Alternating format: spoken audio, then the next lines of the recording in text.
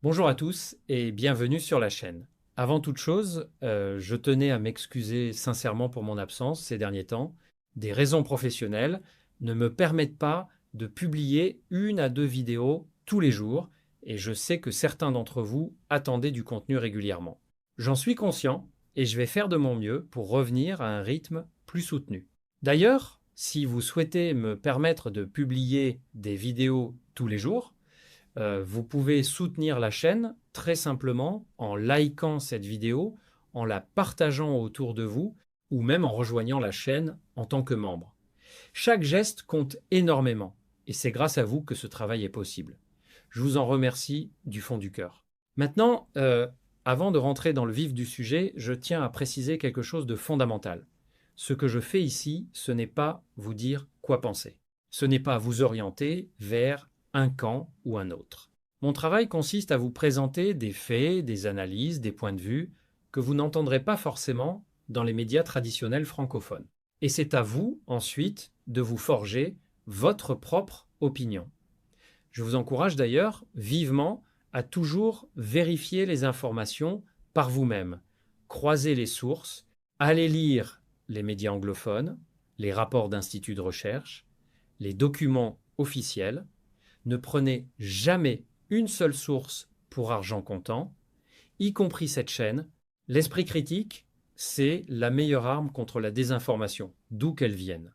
Ceci étant dit, aujourd'hui, nous allons réagir à une intervention très dense de Xavier Moreau sur Géopolitique profonde. Moreau, pour ceux qui ne le connaissent pas, est un analyste franco-russe basé à Moscou, fondateur de Stratpol, qui suit de très près le conflit en Ukraine et la géopolitique globale. Il a des positions tranchées et nous allons les examiner avec un regard factuel. Alors, Moreau commence par évoquer les attaques massives de drones ukrainiens du week-end contre le territoire russe, y compris aux abords de Moscou, et il fait une distinction intéressante entre ce qui est spectaculaire et ce qui est militairement efficace. C'est un point qui mérite qu'on s'y arrête. Si on regarde les faits rapportés, y compris par des médias comme Reuters ou le Financial Times, il est vrai que l'Ukraine a intensifié ses frappes de drones sur le territoire russe au cours de l'année 2025. Le Wall Street Journal rapportait dès 2024 que ces attaques visaient principalement les infrastructures énergétiques russes, notamment les raffineries. Et il est également documenté que certains de ces drones comportent des composants européens, ce qui signifie que la question de l'implication indirecte de pays de l'OTAN dans ces frappes est un sujet légitime de débat. Cependant, il faut nuancer l'affirmation de Moreau selon laquelle ces frappes sont entièrement pilotées par un état-major étranger séparé de celui qui mène la guerre au sol. L'Ukraine a développé une capacité domestique significative d'assemblage et parfois de conception de drones. Le New York Times a documenté cette industrie artisanale ukrainienne du drone dès 2023. Donc, dire que l'Ukraine est totalement incapable de produire quoi que ce soit est une simplification excessive. Sur la question du risque nucléaire que l'intervieweur soulève, Moreau a raison de tempérer. La doctrine nucléaire russe, même révisée, fixe des seuils très précis.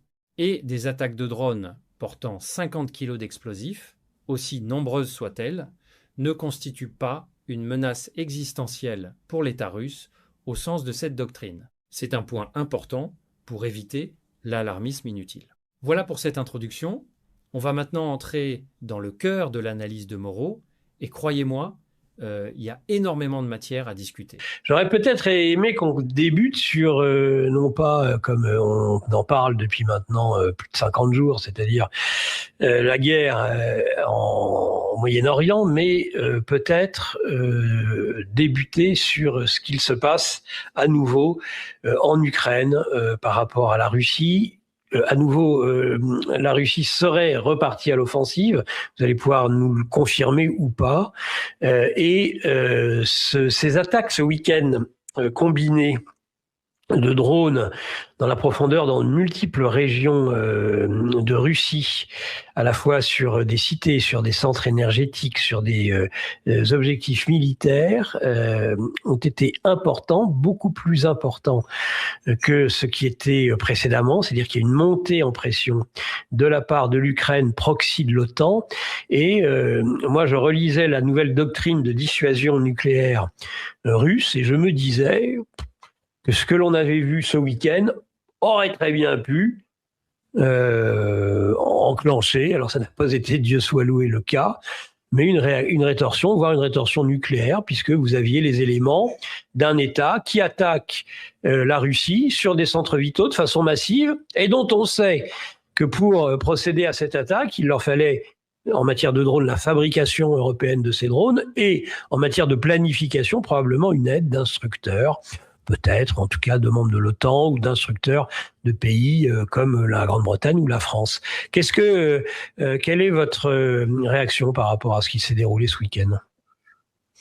Non, le risque d'une riposte nucléaire n'est pas envisageable parce que même si c'était impressionnant par le nombre de drones, finalement, ces attaques ont été beaucoup moins efficaces que celles auxquelles on a assisté il y a quelques semaines. Par exemple, lorsque le port de Tuapse a été touché, ce qui a provoqué une marée noire, ou quand les ports de la Baltique ont également été touchés.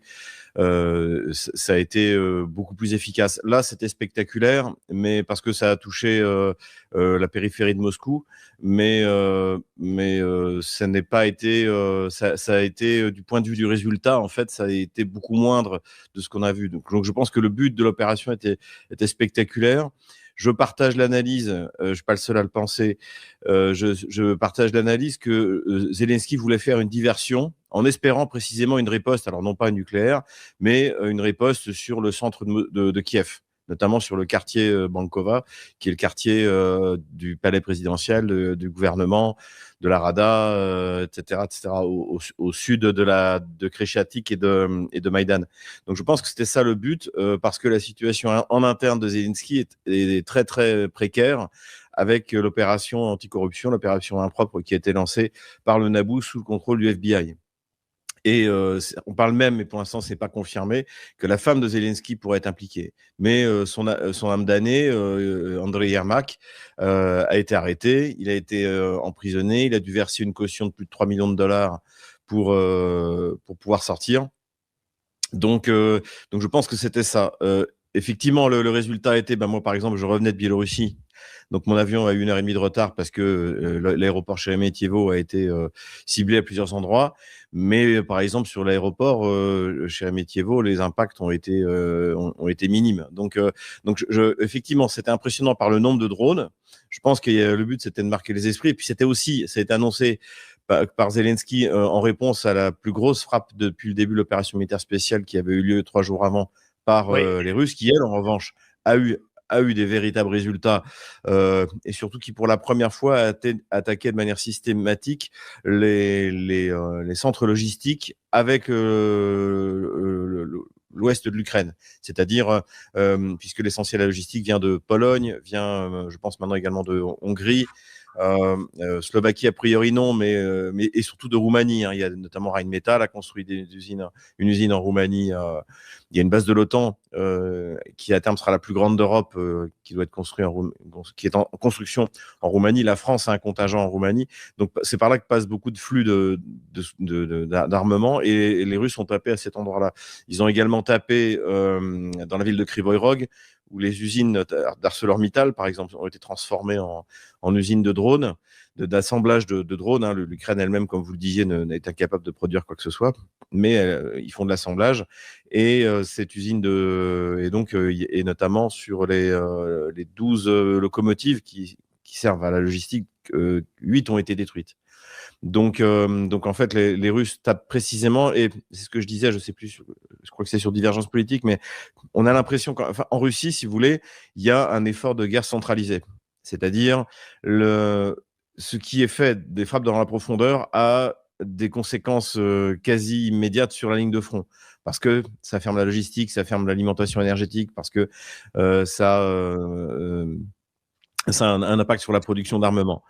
Les frappes en Russie sont clairement organisées par un autre état-major que celui qui mène la guerre sur le terrain. Elles ne pourront avoir un impact, si elles en ont un, peut-être à la fin de l'année quand on fera les comptes pour le budget de la Russie.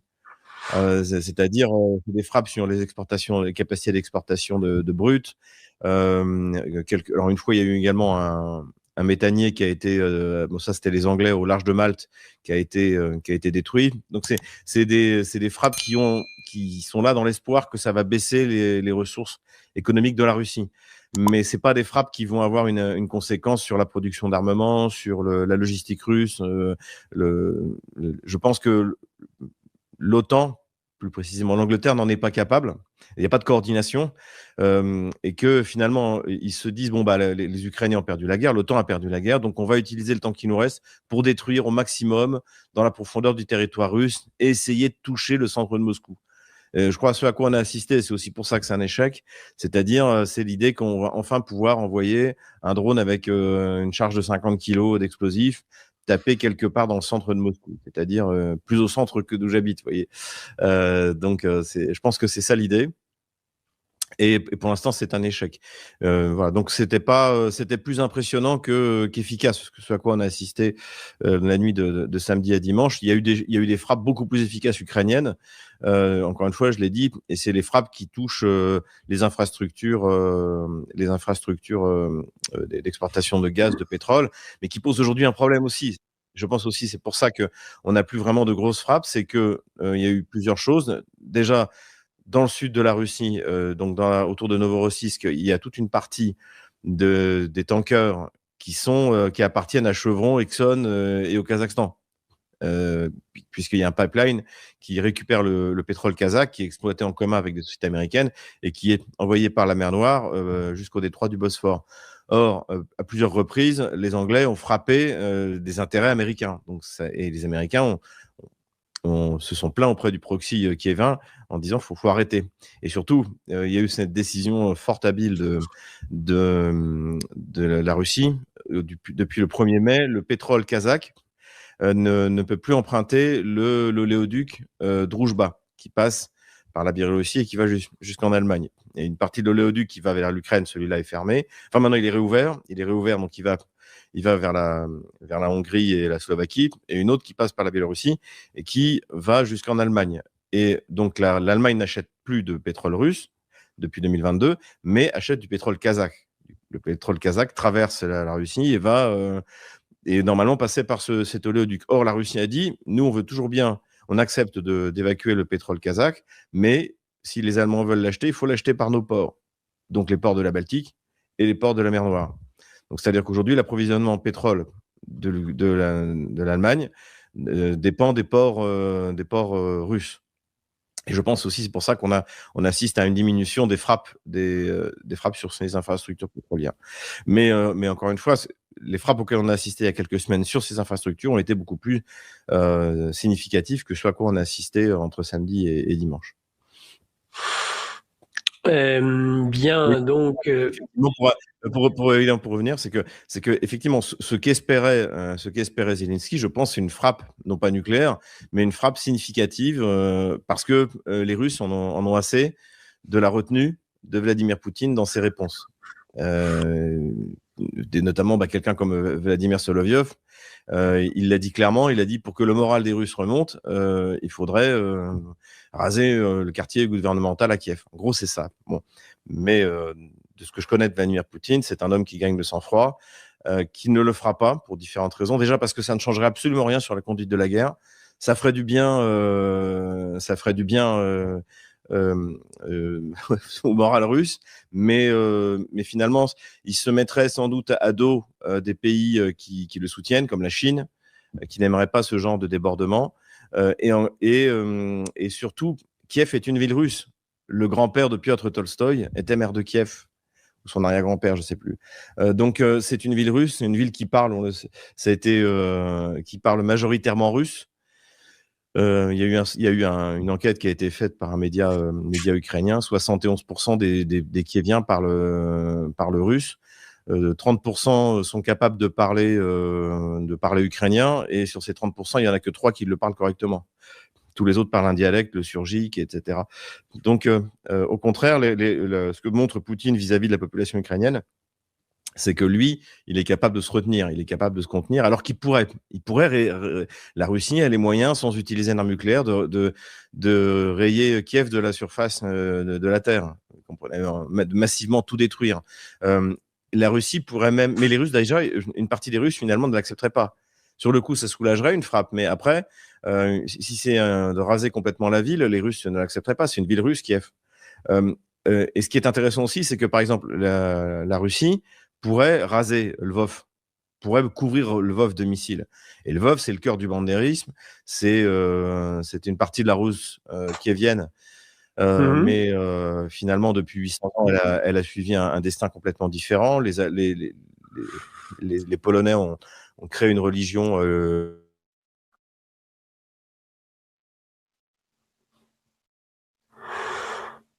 Alors, on a une petite coupure on a une coupure là qui, j'espère, vous m'entendez ? Voilà, c'est bon, oui, tout à fait, Xavier. Ah, d'accord. Et donc voilà. Donc en fait, Vladimir Poutine pourrait raser Ivano-Frankivsk, Lvov, Rovno, toutes ces villes qui sont le cœur du bandérisme. Hein. Le maire d'Ivano-Frankivsk est un membre du parti Svoboda. Donc c'est vraiment, pour les Russes, c'est des nazis. Et il ne le fait pas. Il ne fait pas parce que c'est pas son genre. Parce qu'un chrétien ne fait pas ça, je pense. Et en Russie, le fait de raser Lvov, c'est une ville autrichienne, polonaise, et ensuite, c'est les Autrichiens qui l'ont faite belle. Donc ça ne posera aucun problème, je dirais, pour les Russes. C'est pas la Russie, Lvov. Alors que Kiev est la Russie. Bien sûr, Odessa, c'est la Russie. Mais pourtant, Poutine ne le fait pas. Moi, je suis un chrétien, donc j'ai tout à son honneur et je comprends où il veut en venir.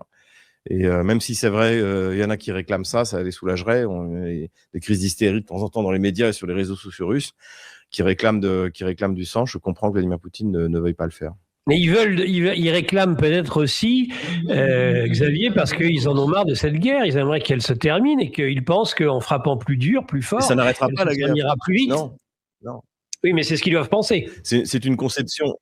Oui, tout à fait. Mais c'est une conception, je dirais, anglo-saxonne de la guerre. Là, j'écoutais juste avant un analyste américain qui disait la même chose. Oui, les Russes devraient utiliser leur supériorité, notamment au fur et à mesure que le front avance.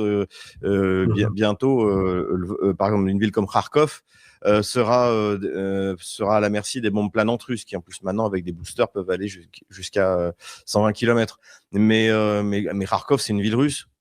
C'est habité par des Russes, donc les Russes vont pas faire ça. Et en plus, ça n'arrêtera pas la guerre. La guerre, elle est dirigée par des non-ukrainiens. Zelensky n'est pas comment dirais-je, n'est qu'une marionnette. Donc ils en ont rien à faire que l'Ukraine soit rasée. L'Ukraine est morte.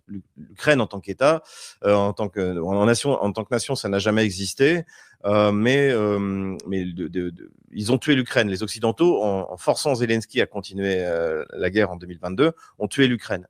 Démographiquement, c'est la fin. C'est même maintenant, mais c'est même dit par des députés ukrainiens. Parce que, ils savent même pas combien il y a d'habitants. J'ai écouté ce député, j'ai oublié son nom, mais qui disait oui, en Ukraine, on n'est plus qu'entre 23 et 25 millions. Comment ça, vous savez pas combien vous êtes à 2 millions près? Moi, je pense qu'ils sont même. Et disait il y a 11 millions de retraités.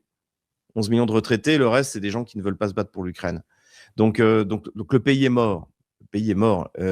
Donc, ce qui fait que ce qui reste pour ceux qui ont organisé cette guerre, c'est-à-dire Londres, malheureusement Paris et Berlin, et puisque maintenant Washington s'est retiré du jeu, eh bien, ceux qui ont organisé, Varsovie également a joué un rôle extrêmement important. Donc, évidemment, ceux qui ont organisé cette guerre n'en ont rien à faire qu'il y ait encore 1 million d'Ukrainiens qui meurent.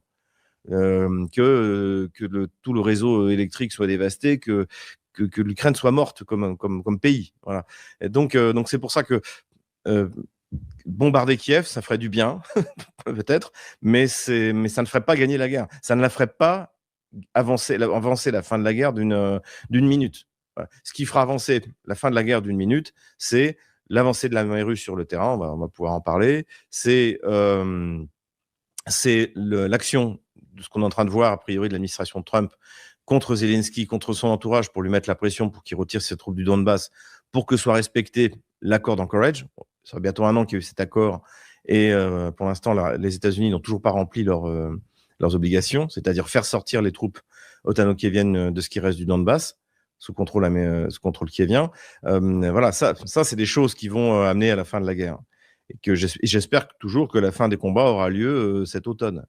Donc, je pense que c'est possible. Il y a aussi un autre aspect, c'est la crise économique qui a été déclenchée par l'opération en Iran et qui fait que le monde va rentrer dans une crise grave à partir, on estime, du mois de juin, c'est-à-dire dans 15 jours. Et que là, il y aura une pénurie non seulement de carburant, mais une pénurie d'engrais, ce qui est déjà le cas, une pénurie de plastique, une pénurie de tous les produits dérivés, de produits de construction, de tous ces produits dérivés qui viennent du pétrole ou du gaz. Voilà. Et l'Europe sera frappée de plein fouet. Donc ces gens qui organisent la guerre en Ukraine avec le sang des Ukrainiens, eh bien, vont se trouver dans leur pays face à un problème colossal, qui va créer des nouvelles conditions politiques. Je voyais, vous étiez avec Florian Philippot avant. Beaucoup me disaient, oui, mais Florian Philippot, il ne représente rien, etc., etc. Les circonstances politiques vont changer parce que les circonstances économiques vont changer. Et finalement, les Français auront peut-être envie d'entendre autre chose que les âneries qui sont répétées en boucle par Jordan Bardella, Attal, Philippe et compagnie, quoi. Donc voilà, je pense que cette convergence d'éléments fait que on peut avoir un espoir d'assister au moins à la fin des combats, pas forcément un traité de paix, mais à la fin des combats cette année. Et ce sera pas parce qu'on aura détruit, les Russes auront détruit Kiev ou même Lvov, j'en suis persuadé. Et aller frapper les commanditaires, c'est pas une option ? Depuis le début, depuis 4 ans, Poutine fait tout pour éviter que justement précisément la guerre s'étende ailleurs. Donc au moment où il est en train de la gagner, ce serait un peu stupide de changer de politique. Il pourrait frapper. Ça, c'est peut-être des choses qui vont arriver, et on entend beaucoup chez les commentateurs, y compris chez les responsables politiques, des frappes par proxy interposées. C'est-à-dire notamment de créer comment dirais-je, un mouvement indépendantiste écossais qui commence à balancer des drones sur les ports anglais, un mouvement, je sais pas, terroriste islamiste qui commence à mettre des bombes dans les usines allemandes, des choses comme ça. Voilà, ça, ce serait la solution. Mais encore une fois, là aussi, ça n'aura pas d'impact. Il ne faut pas surestimer ces impacts-là. Et surtout, la Russie n'a pas besoin de ça pour gagner la guerre.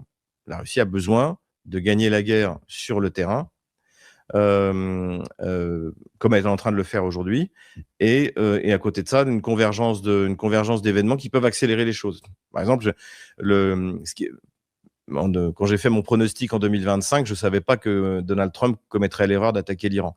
Mais incontestablement, les frappes sur l'Iran sont un accélérateur de la victoire russe, notamment parce qu'ils permettent à la Russie de remplir son budget de manière, je dirais, exceptionnelle. Alors que je pense que la seule stratégie finalement qu'avaient les Occidentaux, quand je dis aujourd'hui les Occidentaux, c'est le lobby démocrate américain en Europe, Paris, Berlin et Londres, et Varsovie, mais Varsovie a moins la taille critique et ses décisions ont moins d'impact, eh bien, c'était de tenir encore 1 an, en espérant que les difficultés économiques forcent la Russie à un compromis. Ça n'arrivera pas cette année. Et dans quel état sera l'Ukraine à la fin de l'année ? Dans quel état sera l'Union européenne à la fin de l'année ? Encore une fois, la crise énergétique qui arrive va faire très très mal aux Européens qui, là, ils sont en train de battre des records d'achat de gaz russe. La réalité, c'est ça. On arrivera peut-être à un moment où l'Allemagne n'aura pas d'autre choix que d'ouvrir le tuyau de Nord Stream qui fonctionne encore. Donc voilà. Et puis à côté de ça, il faut voir aussi une chose, c'est que ce qui est intéressant quand on suit la politique intérieure russe, c'est que l'Ukraine, bien sûr, est un aspect important, mais par exemple, hier, Vladimir Poutine a tenu une longue réunion sur le développement de l'exploitation et l'extraction des terres rares et de la transformation des terres rares.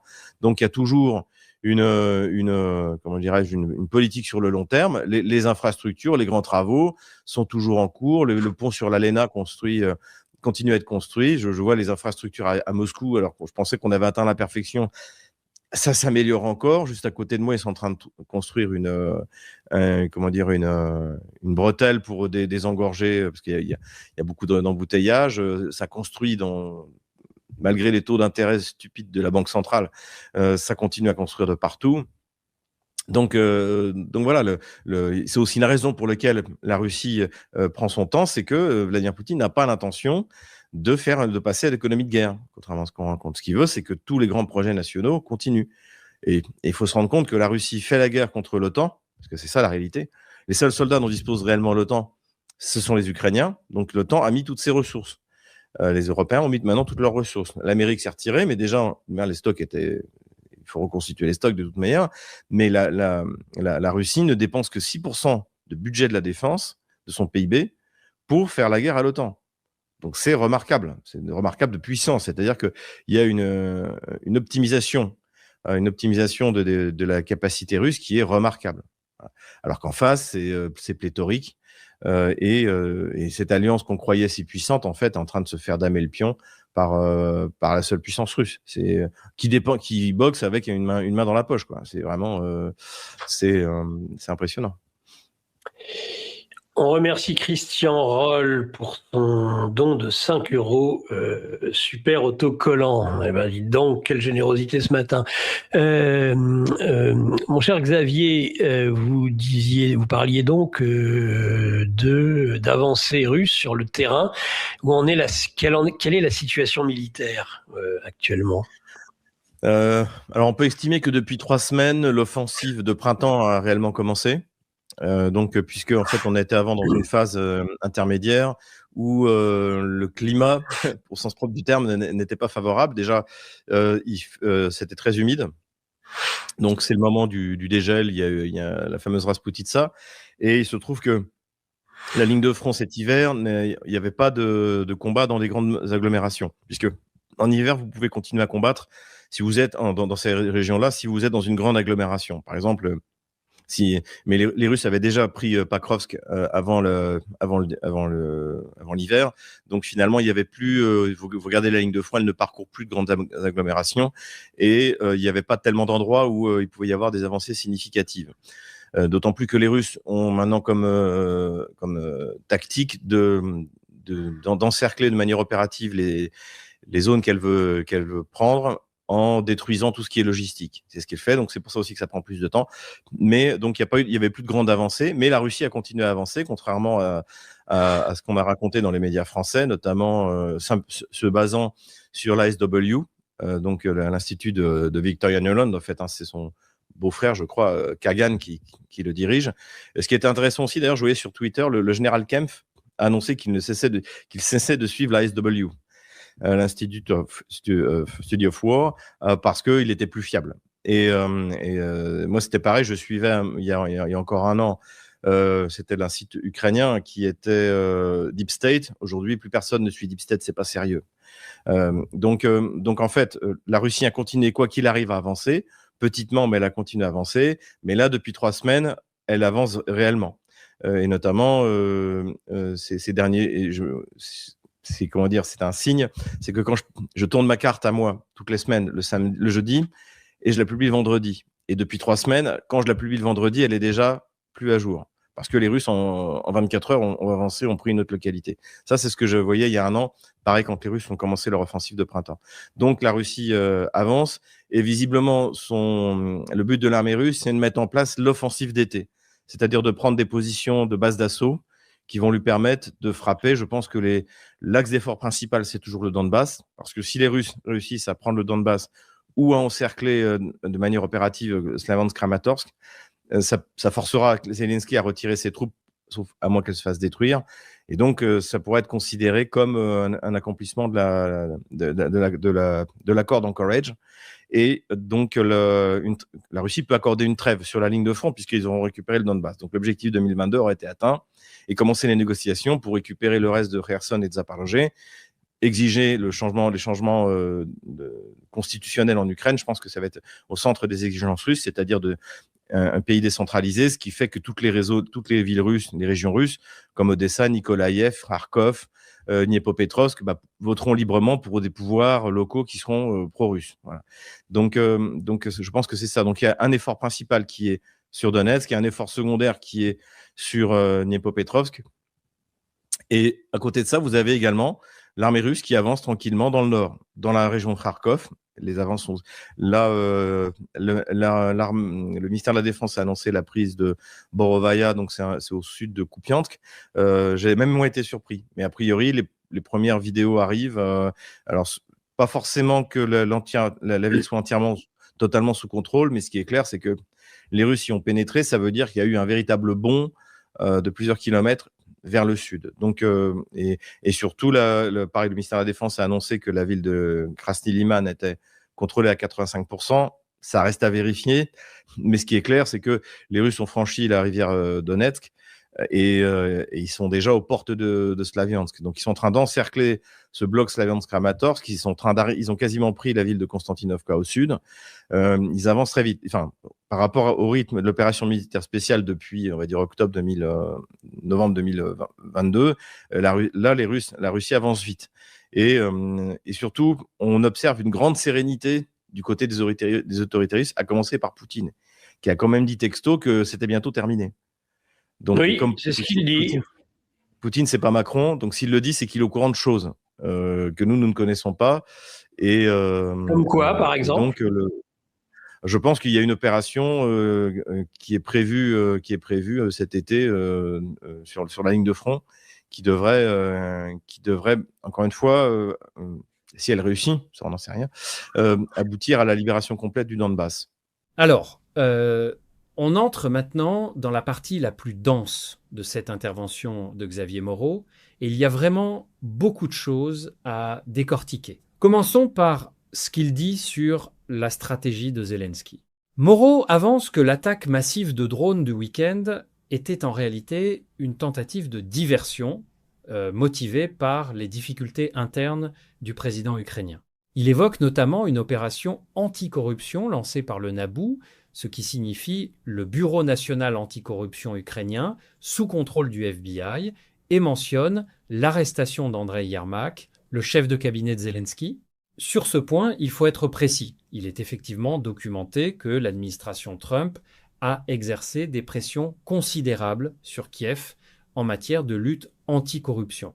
Le Washington Post et Politico ont tous deux rapporté des tensions croissantes entre Washington et Kiev sur cette question. L'idée que les États-Unis utilisent le levier anticorruption comme outil de pression politique n'est pas une théorie marginale. C'est une analyse partagée par plusieurs think tanks américains, y compris le Council on Foreign Relations. Cependant, il faut modérer l'idée selon laquelle Zelensky aurait orchestré une attaque de drone massive uniquement pour provoquer une riposte russe sur Kiev et ainsi détourner l'attention. C'est sûrement une hypothèse plausible, mais elle reste spéculative. Il peut y avoir des motivations militaires réelles derrière ces frappes, notamment la volonté de dégrader les capacités logistiques et énergétiques russes sur le long terme. Les deux motivations ne sont d'ailleurs pas mutuellement exclusives. Ensuite, Moreau aborde un sujet fascinant, la question des frappes russes et de la retenue de Vladimir Poutine. Il explique que Poutine refuse de bombarder massivement Kiev parce que, premièrement, Kiev est une ville historiquement russe, deuxièmement, cela ne changerait rien militairement, et troisièmement, cela aliénerait des alliés comme la Chine. Sur le premier point, il est historiquement exact que Kiev occupe une place centrale dans l'identité russe. Kiev était la capitale de la Rousse, ce qui signifie la Russie kievienne, au IXe siècle. Le baptême de Vladimir, en 904-28 à Kiev, est considéré comme l'acte fondateur du christianisme orthodoxe russe. Cette dimension historique et émotionnelle est bien documentée par des historiens comme Orlando Fige dans son ouvrage The Story of Russia, ou par Serhii Plokhy, professeur à Harvard, dans The Gates of Europe. Donc, l'argument selon lequel des considérations culturelles et historiques jouent un rôle dans la retenue russe a une base factuelle solide.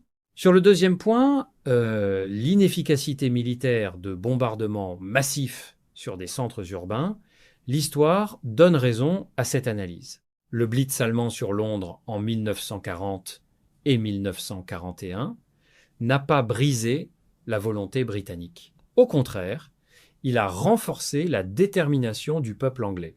De même, les bombardements alliés sur l'Allemagne, y compris la destruction quasi totale de Dresde en février 1945, n'ont pas mis fin à la guerre à eux seuls. L'United States Strategic Bombing Survey, publié après la guerre, a d'ailleurs conclu que les bombardements stratégiques avaient été bien moins décisifs qu'on ne l'avait espéré.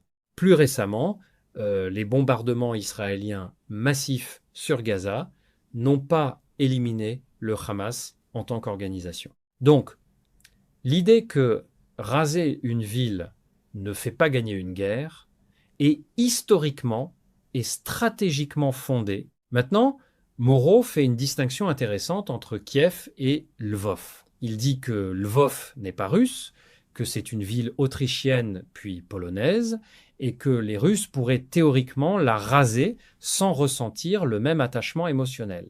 Mais il ajoute que Poutine ne le fait pas parce que, je le cite approximativement, un chrétien ne fait pas ça. C'est une interprétation qui relève de la conviction personnelle de Moreau. En termes d'analyse géopolitique pure, la raison pour laquelle la Russie ne bombarde pas massivement les villes ukrainiennes est sûrement plus complexe. Elle inclut des considérations diplomatiques, la crainte d'une escalade avec l'OTAN, le souci de préserver une image internationale et effectivement la volonté de ne pas détruire des infrastructures que la Russie espère récupérer ou dont elle veut préserver la population. Passons maintenant à un point crucial, la situation démographique de l'Ukraine. Moreau cite un député ukrainien qui estime la population entre 23 et 25 millions, avec 11 millions de retraités. Ces chiffres sont difficiles à vérifier de manière indépendante puisque l'Ukraine n'a pas réalisé de recensement depuis 2001. Cependant, les estimations des Nations Unies et de la Banque mondiale corroborent une tendance démographique catastrophique. Avant le conflit, la population ukrainienne était estimée à environ 43 millions. Avec les réfugiés, les déplacés internes, les pertes militaires et civiles et l'émigration économique, une réduction drastique est tout à fait plausible. Le Haut Commissariat des Nations Unies pour les réfugiés comptabilisait plus de 6 millions de réfugiés ukrainiens en Europe en 2024. Donc, même si le chiffre exact de 23 à 25 millions est incertain, la tendance démographique désastreuse est un fait documenté. Moreau affirme ensuite que l'Ukraine, en tant qu'État, en tant que nation, ça n'a jamais existé. Alors là, il faut être très prudent avec ce type d'affirmation. C'est une position qui reflète un narratif russo centré de l'histoire. Des historiens reconnus, y compris des historiens occidentaux, comme Timothy Snyder de Yale, dans son livre Bloodlands ou The Reconstruction of Nations, documente une identité nationale ukrainienne distincte qui s'est développée au cours des siècles, même si elle a été supprimée à plusieurs reprises par les empires russes et soviétiques. Le fait que l'Ukraine, en tant qu'État souverain, soit récent, ne signifie pas que l'identité nationale ukrainienne n'existe pas. C'est une nuance importante. En revanche, ce qui est factuel, c'est que les Occidentaux, en encourageant la poursuite de la guerre en 2022, alors qu'un accord de paix était apparemment sur la table à Istanbul, ont contribué à une destruction massive du pays. L'ancien Premier ministre israélien Naftali Bennett a publiquement confirmé qu'un accord était proche au printemps 2022 et que les Occidentaux, notamment les Britanniques et les Américains, avaient contribué à le faire échoué. Le Wall Street Journal et Foreign Affairs ont également publié des articles détaillant ces négociations avortées. Maintenant, Moreau aborde la question de la crise économique et énergétique qui, selon lui, va frapper l'Europe de plein fouet. Il lie cela aux frappes sur l'Iran et à leurs conséquences sur les marchés énergétiques mondiaux. C'est un point qui mérite d'être examiné avec attention. Il est vrai que toute instabilité au Moyen-Orient a historiquement eu des répercussions majeures sur les prix de l'énergie. Le choc pétrolier de 1973, déclenché par l'embargo de l'OPEP pendant la guerre du Kippour, avait quadruplé le prix du pétrole et plongé les économies occidentales dans la récession. La crise de 1979, liée à la révolution iranienne, avait eu des effets similaires. Plus récemment, la perturbation des chaînes d'approvisionnement après le début du conflit en Ukraine, en 2022, avait fait exploser les prix du gaz en Europe, le TTF néerlandais, atteignant des niveaux historiques. Cependant, prédire une crise majeure à partir du mois de juin, ce qui signifie dans 15 jours, est un pronostic très précis qui relève de la spéculation. Les marchés énergétiques sont influencés par une multitude de facteurs et les prédictions temporelles aussi précises se révèlent rarement exactes. Cela ne veut pas dire que la vulnérabilité énergétique de l'Europe n'est pas réelle, elle l'est et c'est documenté. L'Agence internationale de l'énergie a régulièrement alerté sur la fragilité de l'approvisionnement européen depuis la rupture avec la Russie. Mais il faut rester prudent sur le calendrier. Moreau fait ensuite un parallèle historique fascinant avec la Russie de 1917. Il compare la situation potentielle de l'Ukraine à l'effondrement interne de l'Empire russe, rappelant que l'armée russe avait remporté des victoires significatives en 1916, notamment l'offensive Broussilov, qui avait effectivement détruit la capacité offensive de l'armée austro-hongroise, mais que le pays s'était effondré de l'intérieur. Ce parallèle historique est pertinent et bien documenté. L'offensive Broussilov de juin à septembre 1916 est considérée par les historiens militaires comme l'une des opérations les plus réussies de la Première Guerre mondiale. Comme le note l'historien britannique John Keegan dans The First World War, elle avait causé plus d'1 million de pertes à l'Autriche-Hongrie. Mais malgré ce succès militaire, la Russie tsariste s'est effondrée politiquement. Nicolas II a abdiqué en mars 1917, le gouvernement provisoire de Kerensky s'est avéré incapable de gouverner et les bolcheviks ont pris le pouvoir en octobre. L'analogie avec l'Ukraine est intéressante. Si une trêve était déclarée, les forces centrifuges internes à l'Ukraine pourraient effectivement devenir incontrôlables. Moreau mentionne les Tetseka, ces recruteurs forcés qui kidnappent des hommes dans la rue pour les envoyer au front. Le phénomène est bien documenté. Le Guardian, la BBC et Human Rights Watch ont tous rapporté des abus massifs dans le processus de mobilisation ukrainien. L'idée que 80 000 personnes vivent de ce système de coercition et pourraient devenir une force criminelle incontrôlable en temps de paix n'est pas déraisonnable. Sur la question du pétrole kazakh et de la dépendance allemande envers les ports russes, Moreau soulève un point géopolitique important. L'oléoduc de Droujba, dont il parle, est effectivement un réseau d'oléoducs construit à l'époque soviétique qui traverse la Biélorussie et l'Ukraine pour approvisionner plusieurs pays européens. Le fait que la Russie puisse contrôler le transit du pétrole kazakh vers l'Europe est une réalité logistique documentée par des organismes comme SP Global Commodity Insights et Bloomberg Energy. Maintenant, Moreau parle de la progression militaire russe sur le terrain. Il affirme que depuis 3 semaines, l'offensive de printemps russe a réellement commencé et que la Russie avance significativement.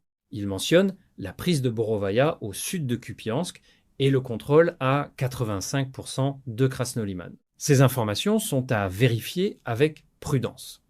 Les revendications du ministère russe de la Défense, comme celles du côté ukrainien d'ailleurs, doivent toujours être prises avec recul. Cependant, il est vrai que les analystes militaires indépendants, y compris l'Institut finlandais Blackbird Group et des sources OSINT comme Syriac Maps ou Andrew Perpetua, confirment une tendance générale d'avancée russe, lente, mais continue, depuis l'automne 2024. Le fait que Moreau lui-même note que l'Institute for the Study of War, l'ISW, perd en crédibilité est intéressant.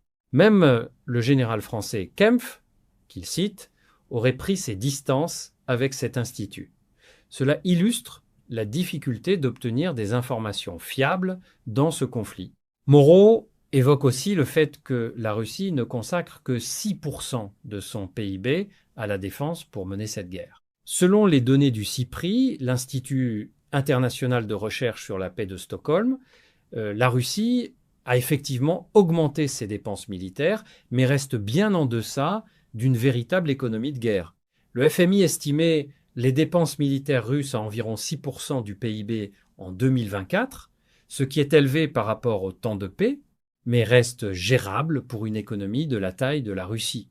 Pendant la Seconde Guerre mondiale, l'URSS consacrait plus de 60% de son PIB à l'effort de guerre. Pendant la guerre froide, les estimations varient entre 15 et 25%. Donc, le fait que la Russie mène ce conflit sans basculer en économie de guerre totale est effectivement remarquable du point de vue de la gestion des ressources. Cependant, il faut nuancer l'image d'une Russie qui boxe avec une main dans la poche. L'économie russe subit des pressions réelles. L'inflation est élevée, la Banque centrale russe a maintenu des taux d'intérêt très élevés et le rouble a connu des fluctuations. Le Financial Times et The Economist ont documenté ces difficultés économiques. Donc si la Russie gère mieux que prévu, ce n'est pas non plus sans coût. Sur la question des terres rares que Poutine a discuté en réunion, c'est un sujet stratégique majeur. La Russie possède d'importantes réserves de terres rares, ces minéraux essentiels pour l'électronique, les énergies renouvelables et la défense. Selon l'US Geological Survey, la Russie détient environ 10% des réserves mondiales connues de terres rares. Dans un contexte où la Chine contrôle environ 60% de la production mondiale et où les tensions commerciales s'intensifient, la capacité russe à développer sa propre filière de transformation des terres rares est un atout géopolitique considérable. Pour conclure cette partie, l'analyse de Moreau sur la dynamique militaire et économique du conflit est globalement cohérente avec ce que rapportent de nombreuses sources internationales, même si certaines de ces affirmations sont présentées avec un parti pris pro-russe, évident qu'il convient de reconnaître la tendance générale, qui est celle d'une Ukraine en difficulté croissante face à une Russie qui gère son effort de guerre de manière plus soutenable, est corroborée par des analystes de différents horizons, y compris des analystes occidentaux comme ceux du RUSI, le Royal United Services Institute britannique, ou du CSIS, le Center for Strategic and International Studies américain. Si elle réussit, ça on n'en sait rien, aboutir à la libération complète du Donbass. D'accord. Et ça permettrait aux Russes de dire, OK, on fait ce que demandent les Européens, c'est-à-dire on fait une pause, on fait une trêve sur la ligne de front. Et une trêve sera fatale au régime de Kiev. Les gens vont exiger comment dirais-je, des élections. Les élections, ça serait une catastrophe pour Zelensky. Et puis l'armée va s'effondrer. Un peu ce qu'on a observé en Russie en 1917. C'est-à-dire que l'année 1916 pour la Russie est synonyme de victoire. L'armée autrichienne est détruite. Broussilov détruit l'armée autrichienne. Mais pourtant, le pays s'effondre. Parce qu'il s'effondre politiquement. Nicolas II abdique. Et derrière, c'est cette stupide première république russe avec Kerensky. Et donc, c'est abouti à la révolution d'octobre. Mais c'est le pays de l'intérieur qui s'effondre. Et puis après, les trahisons des bolcheviks dans les traités avec l'Allemagne, etc. Mais c'est de l'intérieur que ça s'effondre. Et je pense que c'est ce que provoquera la paix. une trêve fera que les rangs de l'armée ukrainienne vont se déliter. On va commencer à avoir des affrontements internes à l'Ukraine. Les bandes bandéristes vont vouloir prendre des morceaux du territoire. Les pouvoirs locaux, quelqu'un comme Filatov, le gouverneur de Dnipropetrovsk, eh bien, vont vouloir s'emparer régner sur le territoire. Kim va vouloir faire pareil à Nikolaïev. À Odessa, vous allez avoir également des mafias locales qui vont prendre le pouvoir. Et imaginez que ce qu'on appelle les TTSK, c'est-à-dire ces bandits qui capturent les Ukrainiens dans la rue, ils sont 80 000.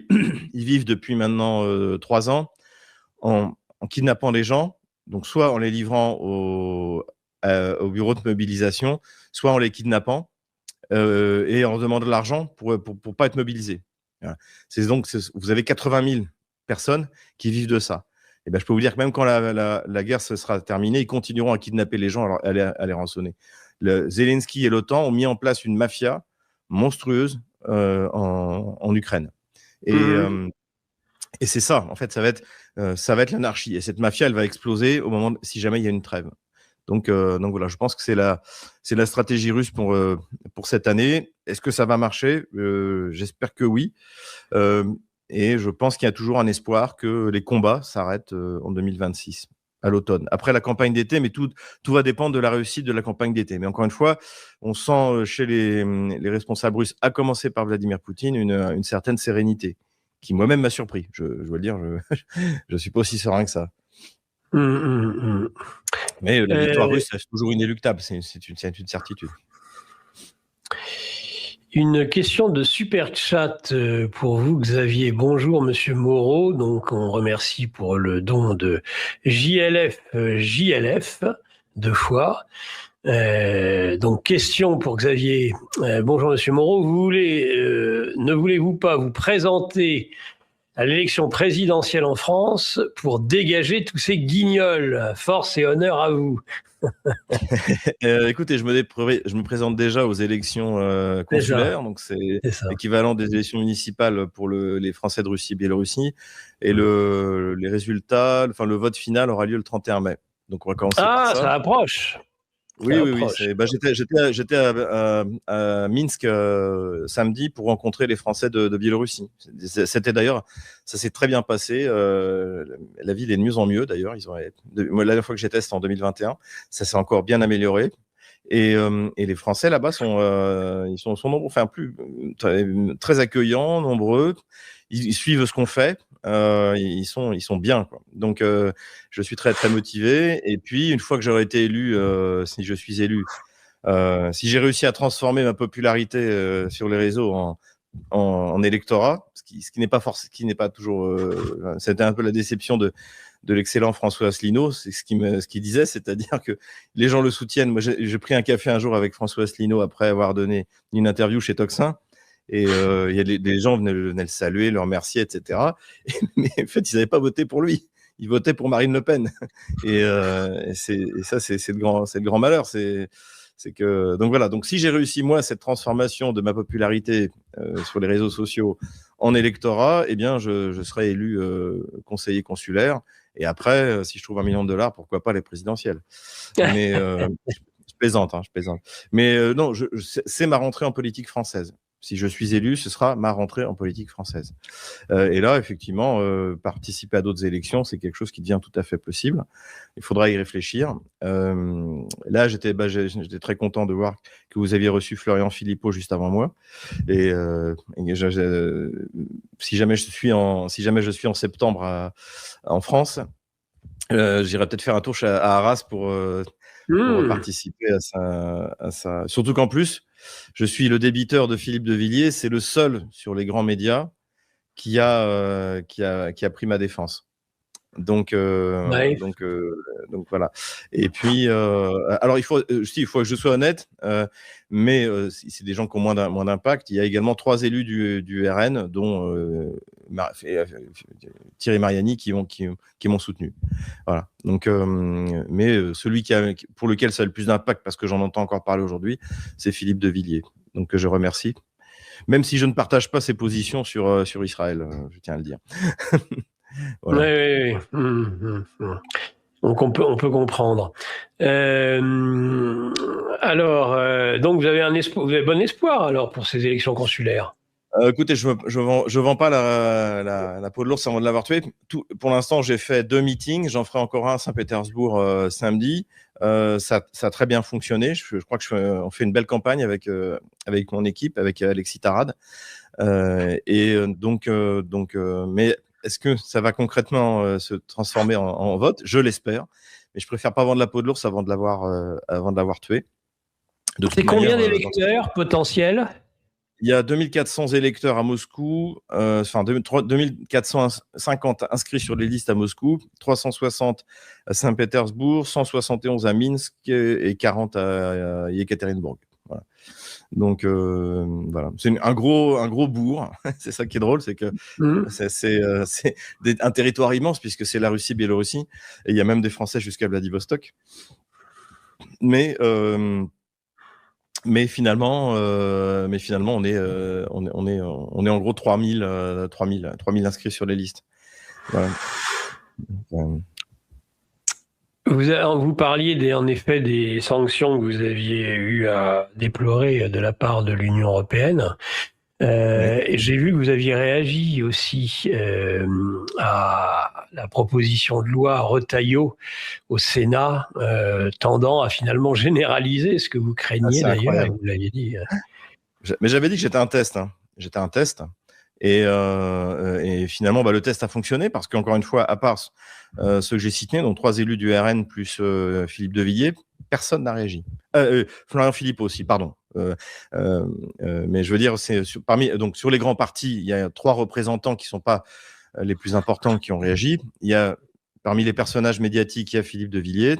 Les petits partis, il y a François Asselineau et Florian Philippot. Pour le reste, ça a été tout le monde a trouvé ça normal que sans procès, on puisse condamner quelqu'un, enfreindre le droit de propriété, la liberté d'expression, enfin, s'asseoir sur la Constitution et l'état de droit. La réalité, c'est ça.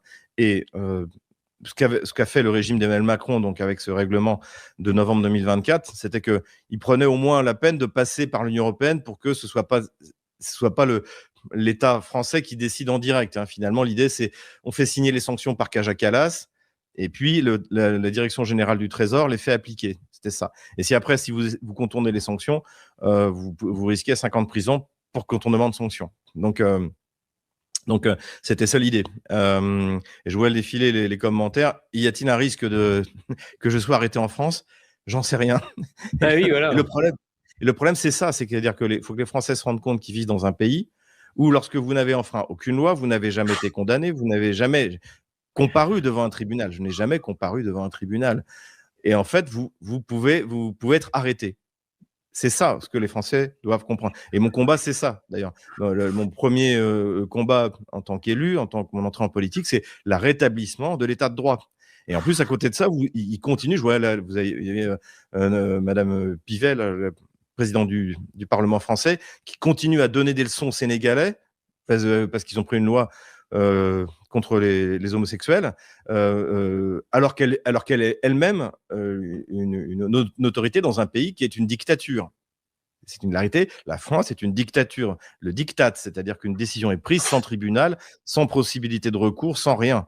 Ou si vous voulez faire un recours, il faut dépenser des dizaines de milliers d'euros en avocat. Donc c'est ça le problème. Et ça va être mon combat principal, c'est-à-dire pour rétablir l'état de droit en France. C'est aussi simple que ça. En plus, cette décision, après je vais venir dans le détail, ce que fait Retailleau, c'est-à-dire ce qui est normalement le Conseil constitutionnel aurait dû être saisi de ce qui s'est passé. C'est pas possible. Et en fait, le Conseil constitutionnel, il sert simplement à empêcher les quelques tentatives de prendre des lois nationales conservatrices contre l'immigration, etc., etc. Là, pour le coup, le Conseil constitutionnel intervient au nom de principes généraux comme l'égalité pour permettre le trafic d'êtres humains, puisque l'immigration, c'est du trafic d'êtres humains en France. Donc, et en revanche, pour ce qui est vraiment de faire respecter la Constitution, c'est-à-dire la liberté d'expression, le droit à la propriété, qui sont écrits noir sur blanc, eh bien, là, il n'y a plus personne. Donc, on est vraiment entré dans une dictature. Et ce que fait Retailleau, donc c'est encore pire, et toujours sur le prétexte de l'islamisme, les fameux frères musulmans, etc., comme si c'était les frères musulmans qui arrachaient les croix dans nos campagnes en ce moment. Bien sûr que non, s'ils sont parfaitement blancs, ce sont des sales gauchistes, c'est eux qui arrachent les croix dans nos campagnes, c'est eux qui brûlent nos églises. Et c'est prouvé. Donc, c'est pas les frères musulmans. Mais sous le prétexte de l'islamisme, comme d'habitude, Retailleau veut qu'il n'y ait même plus besoin de passer par le Conseil européen. C'est pris en direct avec un accord entre le ministre de l'Intérieur et le ministre des Finances. C'est ça. Et donc, ils peuvent saisir vos biens, vous condamner à la pauvreté, sans tribunal, sans rien. Vous imaginez ? Moi, je m'en suis sorti parce que j'habite en Russie, que j'ai des revenus en Russie. Et même si ça a été une perte significative, je vous assure, quand vous avez 5 enfants à charge, c'est pas rien. Et en plus, c'est pas de l'argent que j'ai volé, c'est de l'argent que j'ai gagné en vendant des livres. Vous voyez, en vendant des livres. Alors, ils n'aiment pas les livres, ça c'est sûr, surtout ceux que j'écris.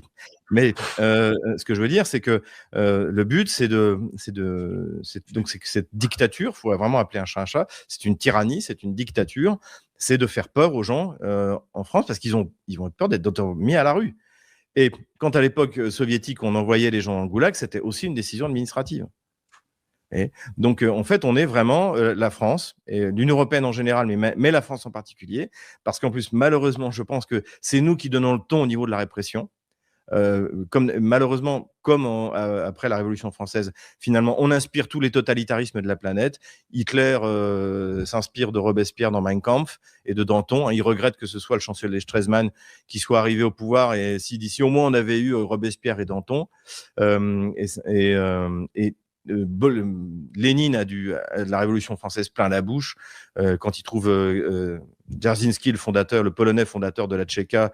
Il dit j'ai trouvé mon Fouquier-Tinville. La terreur, l'extermination des Cosaques, ils appellent ça la terreur blanche en référence à ce qui s'est passé en France. Et c'est pour ça que j'ai dit il faut cesser d'utiliser Retailleau est un fasciste, Retailleau est un bolchevique, Retailleau est un nazi. Non, Retailleau est un terroriste au sens robespierrien du terme. Retailleau s'inscrit, bien qu'il soit vendéen, dans une tradition totalitaire, dictatoriale, tyrannique, qui est née en France, après 1300 ans d'histoire, par la terreur. Et la terreur, comme je l'ai écrit dans mon livre, le livre noir de la gauche française, est l'acte fondateur de la gauche. Et c'est pour ça que Retailleau, c'est ce que j'ai expliqué dans mon livre d'ailleurs, c'est pas effectivement, Marine Le Pen est à droite de Jean-Luc Mélenchon, mais elle n'est pas à droite du tout. La droite, c'est la liberté. La droite, c'est, en France, pour parler clair, c'est le nationalisme, c'est le conservatisme.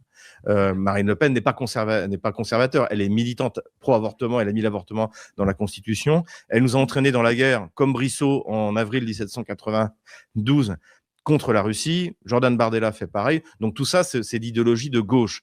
Et Retailleau, également, nous entraîne dans la guerre contre la Russie. Met en place une dictature, une tyrannie qui est exactement celle qui existait sous la terreur.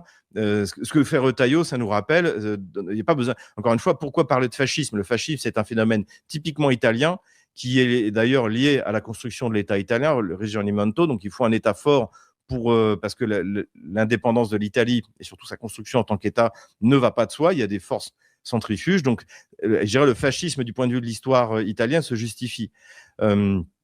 En France, nous, si on veut se référer à une dictature, à une tyrannie, c'est pas le nazisme, c'est bien avant. C'est la Révolution française, c'est la terreur. La terreur est le fondement non seulement du totalitarisme et de la dictature en France, mais malheureusement, c'est répandu dans le monde entier. Tous les grands tyrans se sont référés à la Révolution française et surtout à cet épisode de la terreur. Et ça, c'est pour ça que vraiment, c'est important qu'on se batte sur les termes arrêtons, pour qualifier une tyrannie en France, d'utiliser même bolchevique que moi j'ai tendance à utiliser, j'essaie d'éviter. Bolchevique, fasciste, nazi, non. En France, ça s'appelle la terreur. Retailleau est un terroriste comme l'était Robespierre. C'est ça qui est important de dire. Voilà. Alors, je remercie un don à nouveau, décidément, la générosité ce matin est absolument exceptionnelle. All Gounet, 5,99 €, super autocollant. Et à nouveau, une question du super chat pour vous, Xavier.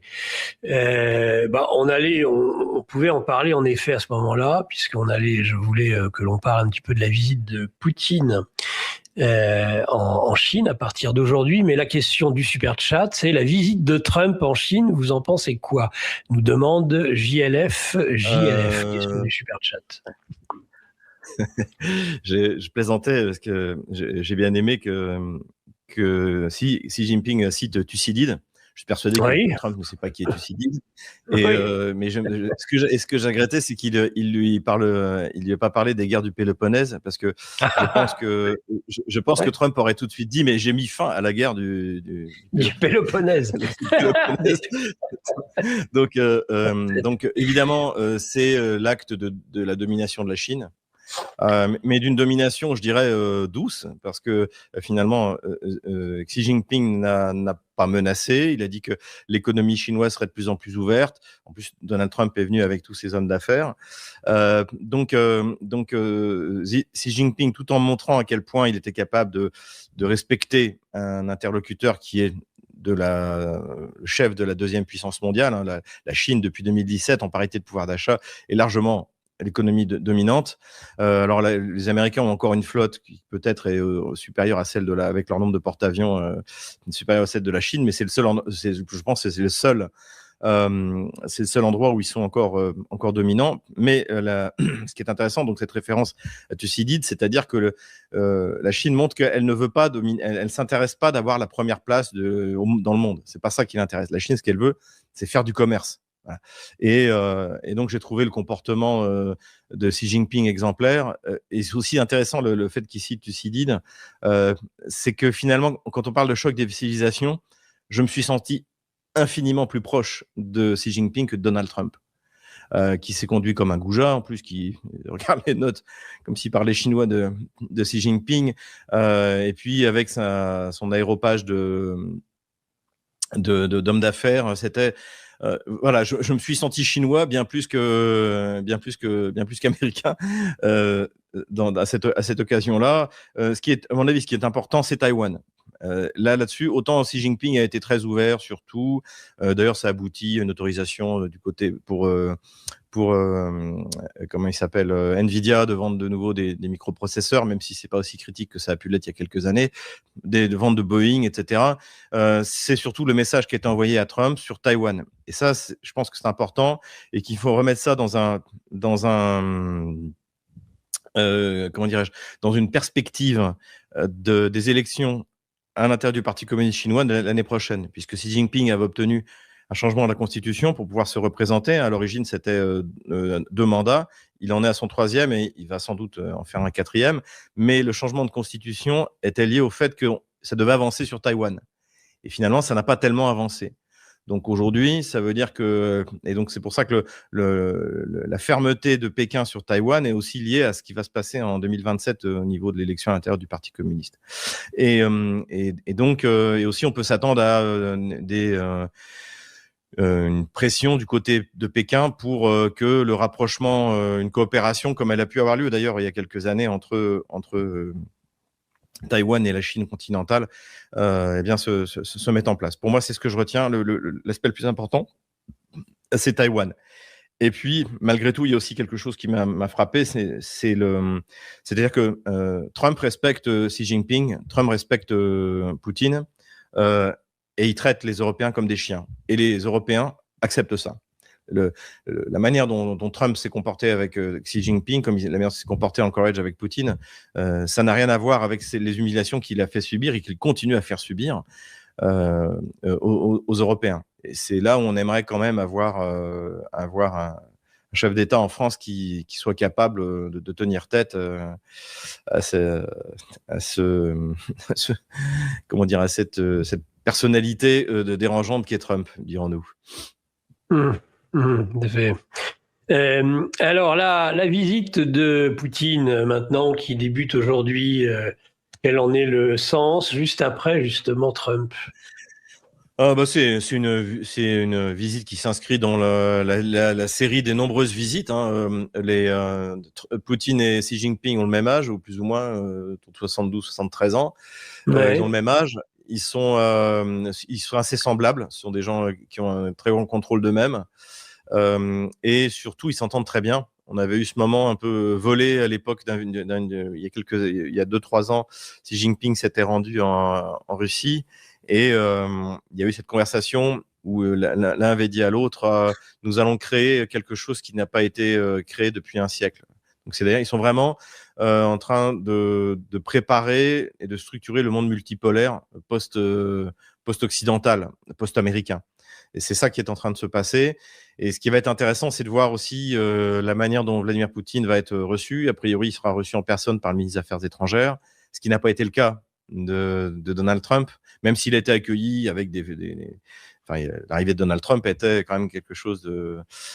et si je me souviens bien, la dernière fois que Poutine était venu, il avait été accueilli en personne par Xi Jinping, de la même manière que Trump avait accueilli à Anchorage en personne à la sortie de l'avion Vladimir Poutine. Donc voilà, donc je pense que c'est deux personnages politiques assez semblables pour lesquels j'ai beaucoup de respect et d'admiration. Et ils sont en train tout simplement de structurer le monde multipolaire de demain. D'ailleurs, c'est écrit noir sur blanc. Ils signeront des textes. Voilà. Poutine vient avec une grosse délégation de ministres. Ça va être, je pense, essentiellement tourné sur l'économie et d'après donc un des envoyés spéciaux de Poutine, Ushakov, il sera question de Nord Stream 2. Donc, quand je rappelle, l'année dernière, il y avait eu une signature donc du lancement du projet Nord Stream 2 pour de vrai. Et là, il va en être. Je pense qu'on va avoir une annonce sur Nord Stream 2 qui va être qui fait que la construction physique du gazoduc qui va avoir un impact très important sur l'approvisionnement en gaz et la sécurité de l'approvisionnement en gaz pour la Chine va être annoncée. Et donc, ce qu'elle voudra dire, si on prend le temps de construction pardon, pas Nord Stream, Force de Sibérie numéro 2. Si on prend le temps de construction de Force de Sibérie numéro 1, ça avait été 4 ans, je crois. Donc, ça veut dire que à l'horizon 2030-2031, on aura un deuxième gazoduc qui va fonctionner entre la Russie et la Chine.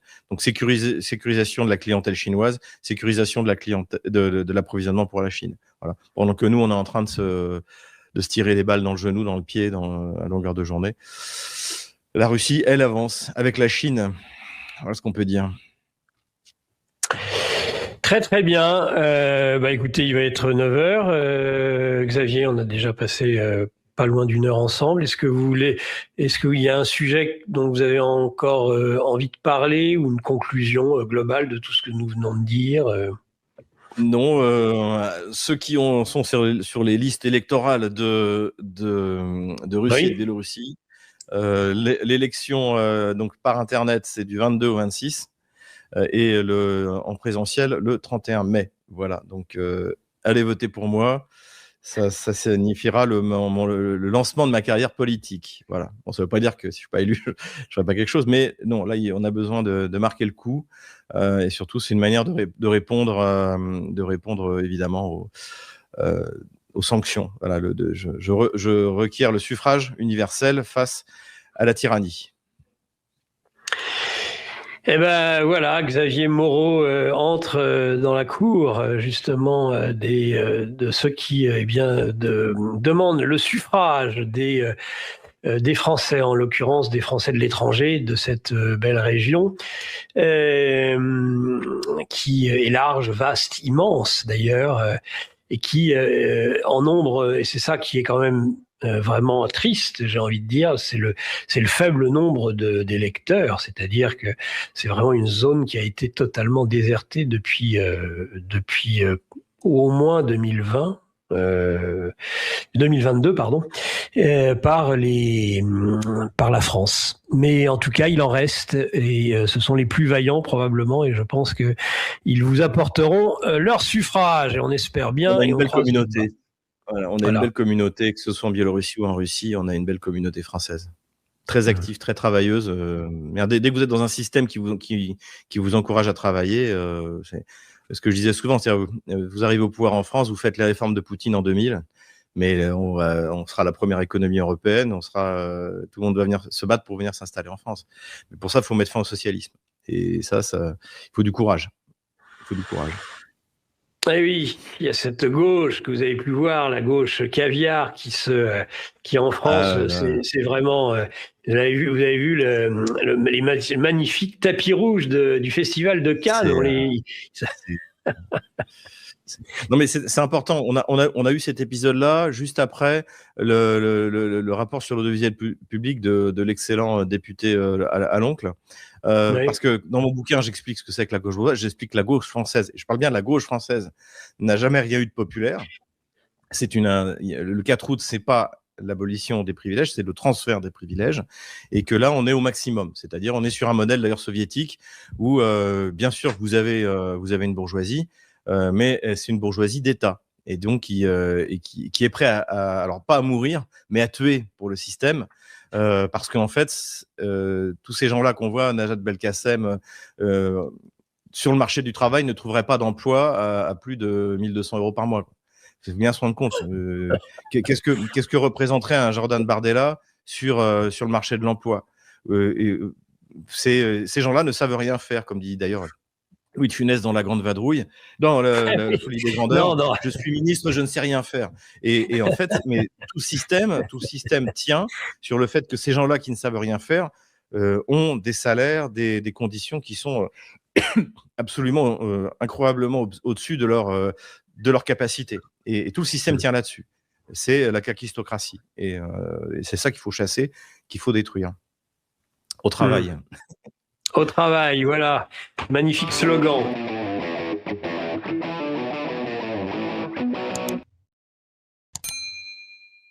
Alors, on arrive maintenant à la dernière partie de cette intervention de Xavier Moreau, et elle touche à des sujets extrêmement importants.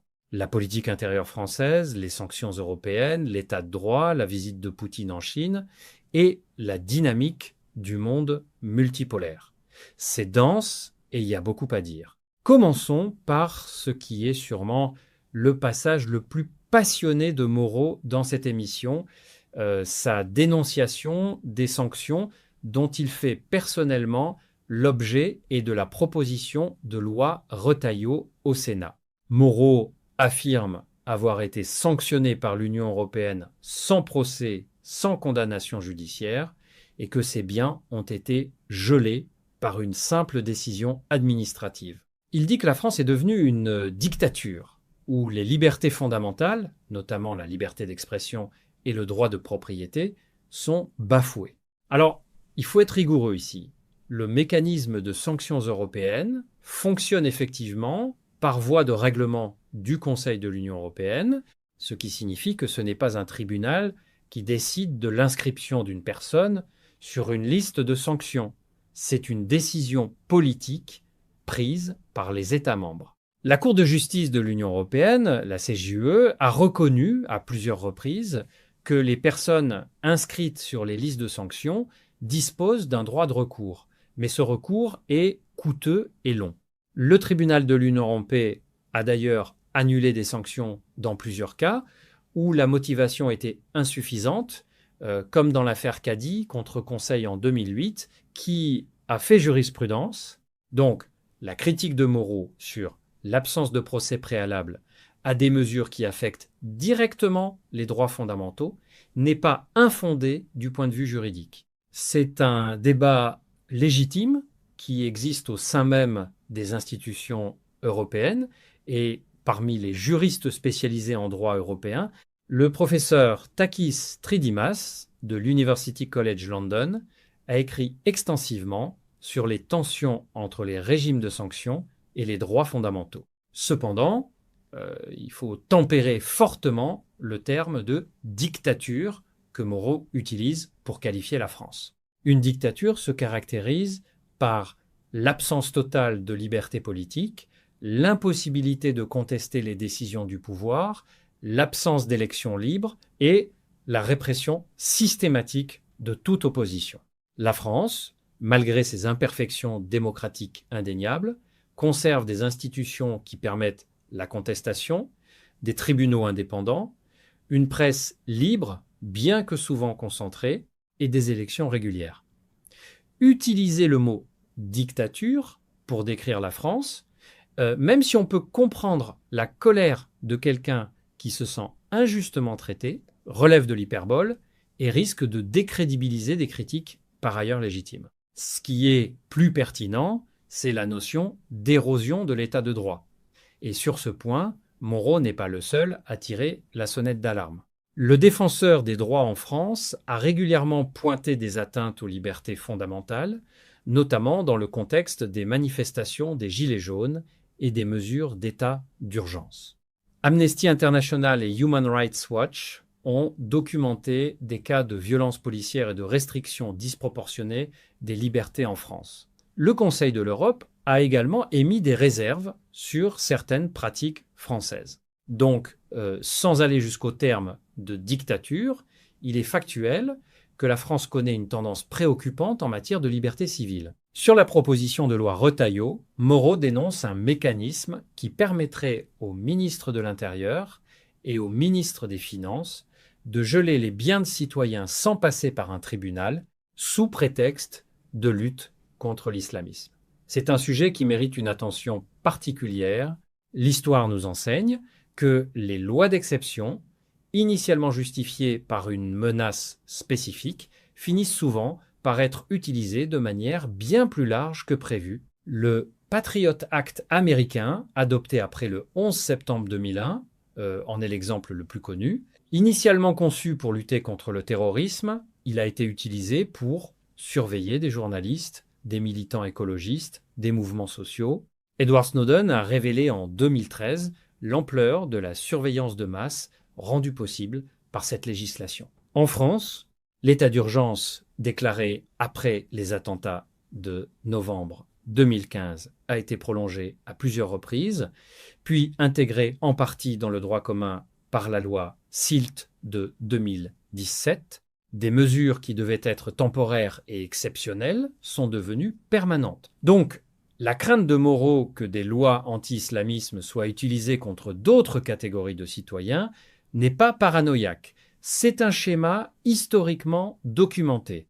Maintenant, Moreau fait un développement historique long et passionné sur la Révolution française et la terreur comme matrice du totalitarisme moderne. Il affirme que Retailleau est un terroriste au sens Robespierre du terme et que la terreur de 1793 et 1794 est l'acte fondateur de la gauche française. C'est une thèse historiographique qui a ses partisans et ses détracteurs. L'historien François Furet, dans Penser la Révolution française, a effectivement établi des liens entre la terreur et les totalitarismes du XXe siècle. Hannah Arendt, dans Les origines du totalitarisme, explore également ces filiations idéologiques.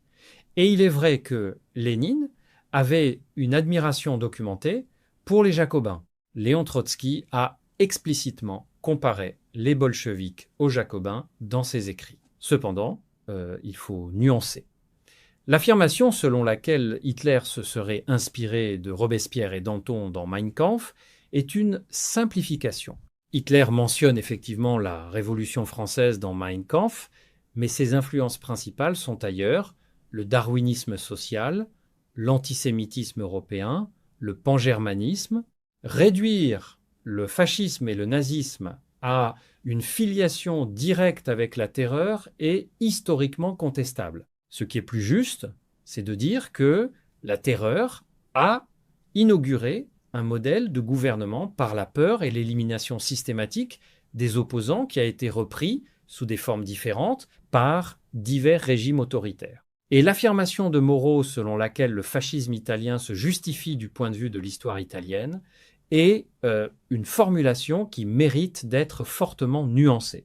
On peut comprendre les conditions historiques qui ont mené à l'émergence du fascisme, notamment les frustrations post-Première Guerre mondiale et les défis de l'unification italienne tardive, sans pour autant le justifier. Comprendre les causes d'un phénomène historique n'équivaut pas à l'excuser. C'est une distinction fondamentale en histoire. Passons maintenant à la visite de Poutine en Chine, que Moro aborde en fin d'émission. Il souligne la qualité de la relation personnelle entre Poutine et Xi Jinping et mentionne un moment volé où l'un aurait dit à l'autre qu'ils allaient créer quelque chose qui n'a pas été créé depuis un siècle. Cette conversation a effectivement été rapportée par plusieurs médias lors de la visite de Xi Jinping à Moscou en mars 2023. L'Associated Press et Reuters l'avaient relayée. Ce que Moro décrit la structuration du monde multipolaire par la Chine et la Russie est un processus bien documenté. Le partenariat stratégique sino-russe, sans limite, annoncé en février 2022, juste avant le début de l'opération militaire en Ukraine, a marqué un tournant dans les relations internationales. Le volume des échanges commerciaux bilatéraux entre la Russie et la Chine a atteint des records dépassant les 240 milliards de dollars en 2024, selon les douanes chinoises. Sur le projet Force de Sibérie 2, que Moro mentionne en corrigeant son lapsus sur Nord Stream, c'est effectivement un projet majeur.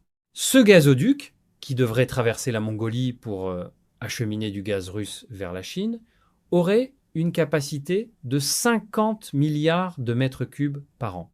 Combiné avec Force de Sibérie 1, déjà opérationnel avec une capacité de 38 milliards de mètres cubes, cela donnerait à la Russie une capacité d'exportation vers la Chine comparable à ce que Nord Stream 1 et 2 auraient fourni à l'Europe. C'est un rééquilibrage géopolitique majeur des flux énergétiques mondiaux. Moro fait aussi une observation intéressante sur la manière dont Trump traite différemment ses interlocuteurs. Il note que Trump respecte Xi Jinping et Poutine, mais traite les Européens comme des chiens. C'est une observation qui, au-delà de sa formulation abrupte, est corroborée par de nombreux commentateurs internationaux. Le magazine The Atlantic, sous la plume d'Anne Applebaum, a documenté le mépris de Trump envers les alliés européens. Le Financial Times a publié plusieurs analyses sur la dégradation de la relation transatlantique et les humiliations subies par des dirigeants européens, notamment lors de visites à Washington, ont été largement commentées. La référence de Xi Jinping à Thucydide que Moro trouve savoureuse est effectivement significative. Le piège de Thucydide, concept popularisé par le politologue Graham Allison de Harvard dans son livre Destined for War, désigne la situation dans laquelle une puissance montante menace de supplanter une puissance dominante, ce qui mène historiquement à la guerre. En citant Thucydide, Xi Jinping signalait diplomatiquement sa volonté d'éviter ce piège, ce qui signifie que la Chine ne cherche pas la confrontation militaire avec les États-Unis, mais veut une coexistence pacifique fondée sur le respect mutuel. C'est un message sophistiqué qui contraste avec le style transactionnel de Trump. Sur Taïwan, Moro fait une remarque pertinente en liant la question de Taïwan aux dynamiques internes du Parti communiste chinois et aux échéances de 2027. Il est vrai que Xi Jinping a obtenu un 3e mandat en brisant la convention des 2 mandats établis depuis Deng Xiaoping. La question de Taïwan est effectivement liée à sa légitimité politique. L'amiral Philip Davidson, ancien commandant de l'Indo-PACOM américain, avait déclaré devant le Congrès en 2021 que la Chine pourrait tenter de réunifier Taïwan par la force avant 2027. Cette fenêtre Davidson reste un sujet de débat intense parmi les analystes de défense. Cependant, il faut aussi noter que de nombreux analystes y compris Bonnie Glaser du German Marshall Fund et Ryan Haas de la Brookings Institution, estiment qu'une invasion militaire de Taïwan reste peu probable à court terme en raison des risques considérables qu'elle comporterait pour la Chine elle-même, notamment la réponse économique occidentale et les défis logistiques d'une opération amphibie à travers le détroit de Taïwan, qui est l'un des espaces maritimes les plus défendus au monde. Maintenant, Moreau termine par ses ambitions politiques personnelles, ses élections consulaires et une critique acerbe de la classe politique française qu'il qualifie de kakistocratie, ce qui signifie le gouvernement par les pires. Il cite le 4 août 1789, non pas comme l'abolition des privilèges, mais comme leur transfert, ce qui est une lecture de l'histoire partagée par certains historiens conservateurs et libéraux. L'historien Pierre Gaxotte, dans son ouvrage La Révolution française, développe une thèse similaire, et plus récemment, l'économiste Thomas Piketty, bien que d'une orientation politique très différente, a montré dans Le Capital au XXIe siècle comment les inégalités se sont reconstituées après la Révolution sous de nouvelles formes. La comparaison que fait Moreau entre le système français actuel et le système soviétique, où une bourgeoisie d'État vit aux dépens du reste de la population, est provocatrice, mais pas totalement dénuée de fondements analytiques. Le concept de nomenclatura a été appliqué à la haute fonction publique française par plusieurs observateurs, y compris par des Français eux-mêmes. L'ENA, aujourd'hui rebaptisée INSP, a été critiquée pour produire une élite administrative déconnectée des réalités du pays. Le politologue Christophe Guilluy, dans La France périphérique et Le crépuscule de la France d'en haut, a documenté cette fracture entre une élite métropolitaine et le reste du pays. Sur le Festival de Cannes, que mentionne l'intervieweur et que Moreau utilise comme symbole de cette gauche bourgeoise, il est vrai que le contraste entre le luxe du tapis rouge et les difficultés économiques d'une grande partie de la population française est frappant. Mais ce phénomène n'est pas propre à la France. Il existe dans toutes les démocraties occidentales. Hollywood aux États-Unis joue un rôle similaire. La critique est légitime, mais elle doit être proportionnée. Pour conclure cette réaction, l'intervention de Xavier Moreau est dense, passionnée et contient à la fois des analyses solides, étayées par des faits vérifiables, et des positions qui relèvent davantage de l'opinion personnelle ou de convictions idéologiques. Son analyse de la dynamique militaire en Ukraine, de la vulnérabilité énergétique européenne et de la montée en puissance de l'axe sino-russe est largement corroborée par des sources internationales diverses. En revanche, ses qualifications de la France comme dictature, sa lecture très orientée de l'histoire ukrainienne et certaines de ses analogies historiques méritent d'être nuancées. Ce que je retiens principalement de cette intervention, c'est l'importance de ne pas se laisser enfermer dans un narratif unique. Que ce soit le narratif occidental qui présente la Russie comme étant au bord de l'effondrement, ce qui est contredit par les faits économiques et militaires, ou le narratif pro-russe qui présente tout ce qui vient de l'Occident comme étant intrinsèquement mauvais et tout ce qui vient de Moscou comme étant sage et mesuré. La réalité, comme toujours, est plus complexe. La Russie a des forces réelles, mais aussi des vulnérabilités. L'Ukraine souffre terriblement, mais sa population fait preuve d'une résilience qui ne peut pas être niée. L'Europe traverse effectivement une crise de leadership et de souveraineté, mais elle dispose encore de ressources et de capacités considérables. Et le monde multipolaire qui émerge n'est pas nécessairement plus juste ou plus pacifique que celui qu'il remplace. Je vous encourage, une fois de plus, à vérifier par vous-même les informations présentées dans cette vidéo et dans toutes les vidéos que vous regardez. Allez lire les sources que j'ai citées. Formez-vous votre propre opinion. C'est le meilleur service que vous pouvez vous rendre à vous-même et à la démocratie. Merci d'avoir suivi cette réaction jusqu'au bout. N'oubliez pas de liker, de partager et si vous le pouvez, de rejoindre la chaîne pour me permettre de continuer ce travail quotidiennement. À très bientôt pour une prochaine vidéo. Prenez soin de vous